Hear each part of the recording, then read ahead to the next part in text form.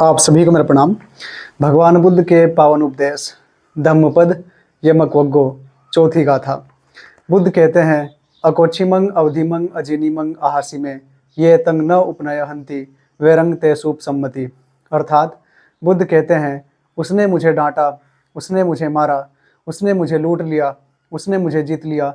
जो मन में इस प्रकार की गांठें नहीं बनाए रखते, अर्थात जो मन में इस प्रकार के विचार नहीं बनाए रखते, उनका वैरभाव शांत हो जाता है।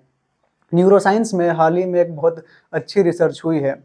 उन्होंने कहा है कि मनुष्य की बुद्धिमत्ता का सबसे ऊंचा जो पैमाना है वो है मेटाकोग्निशन।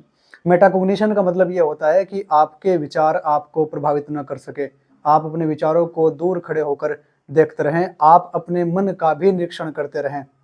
इससे पहली गाथा में बुद्ध जब कहते हैं कि जब कोई व्यक्ति ये सोचता है कि उसने मुझे मारा तो क्यों मारा, उसने मुझे डांटा तो क्यों डांटा, उसने मुझे जीत लिया, उसने मुझे लूट लिया, आखिर उसने ऐसा क्यों किया।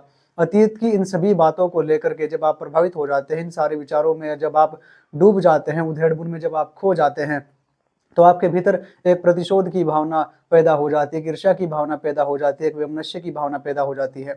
और इन सब चीज़ों की वजह से आपका जो मन है वह कलुषित हो जाता है और तब आप दुख में चले जाते हैं।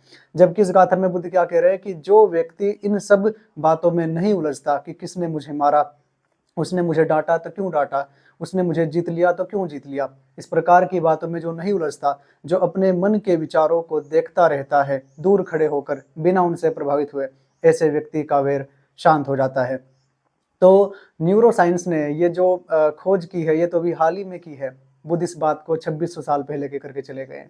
और जय कृष्णमूर्ति भी इसके लिए कहते हैं चॉइसलेसनेस अवेयरनेस, अर्थात बिना किसी पक्षपात के या बिना किसी विरोध के चीज़ों को जस का तस होकर के देखना।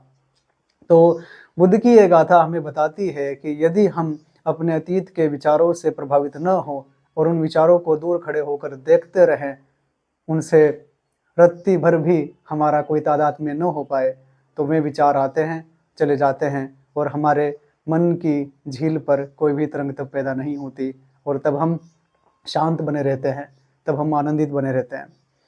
तो ध्यान रखिएगा आप ये सारी बातें। आप सभी को मेरा प्रणाम। अपदीपो भव।